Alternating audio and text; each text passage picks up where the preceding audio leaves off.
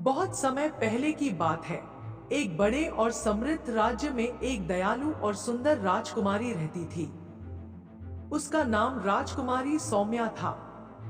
वह सिर्फ अपनी सुंदरता के लिए ही नहीं, बल्कि अपनी बुद्धिमानी और परोपकार के लिए भी जानी जाती थी।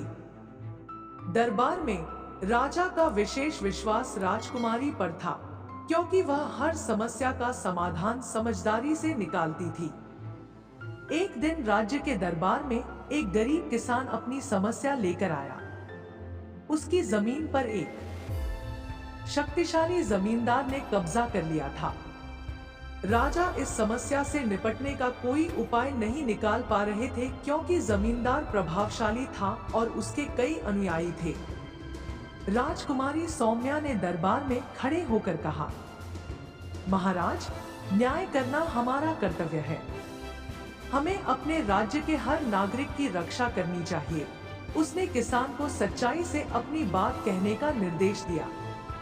किसान ने रोते हुए अपनी व्यथा सुनाई। राजकुमारी ने ध्यानपूर्वक उसकी बात सुनी और फिर राजा से निवेदन किया कि जमींदार को दरबार में हाजिर किया जाए। जब जमींदार को दरबार में लाया गया, तो उसने अपने प्रभाव और ताकत का घमंड दिखाया। लेकिन राजकुमारी ने बड़ी चतुराई से उसे कानून और न्याय के बारे में बताया।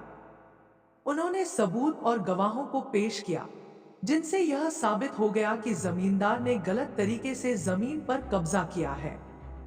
राजा ने तुरंत जमींदार को दंडित किया और किसान की जमीन वापस कर दी। राजकुमारी की इस बुद्धिमानी और साहस के कारण पूरे राज्य में उसकी प्रशंसा हुई। लोग उसे न्यायप्रिय और सच्चाई की रक्षक मानते थे। दरबार में उसकी प्रतिष्ठा और बढ़ गई। राजकुमारी ने दिखा दिया कि सच्चाई और न्याय के सामने कोई भी ताकत ज्यादा समय तक टिक नहीं सकती। इस तरह राजकुमारी सौम्या ने न केवल दरबार में अपनी प्रतिष्ठा को और ऊंचा किया, बल्कि जनता के दिलों में भी अपनी जगह बना ली। राजकुमारी सौम्या की न्यायप्रियता और साहस की बातें पूरे राज्य में फैल गई। जनता उसे अपने रक्षक के रूप में देखती थी। लेकिन उसकी इस प्रसिद्धि से कुछ लोग असंतुष्ट भी थे, खासकर वे जो भ्रष्ट थे और राजा के दरबार में अपनी स्वार्थी योजनाओं को आगे बढ़ाना चाहते थे। उनमें से कुछ दरबारी और शक्तिशाली सामंत राजकुमारी के खिलाफ षड्यंत्र रचने लगे। एक दिन दरबार में एक नई समस्या आई। पड़ोसी राज्य के राजा ने संधि तोड़ते हुए युद्ध की धमकी दे डाली। राजा इस बात से बेहद चिंतित थे। उन्होंने दरबार में अपने सभी मंत्रियों और सेनापतियों की बैठक बुलाई। हर कोई अपनी अपनी राय दे रहा था, लेकिन किसी के पास स्पष्ट योजना नहीं थी। उस समय राजकुमारी सौम्या ने उठकर कहा, महाराज, हमें युद्ध से बचने का हर संभव प्रयास करना चाहिए। शांति स्थापित करना ही सबसे बड़ा विजय है। राजा ने उसकी बात सुनी और उसे इस संकट का हल निकालने का मौका दिया। राजकुमारी ने अपने गुप्तचरों को पड़ोसी राज्य के राजा की गतिविधियों की जानकारी लाने का आदेश दिया।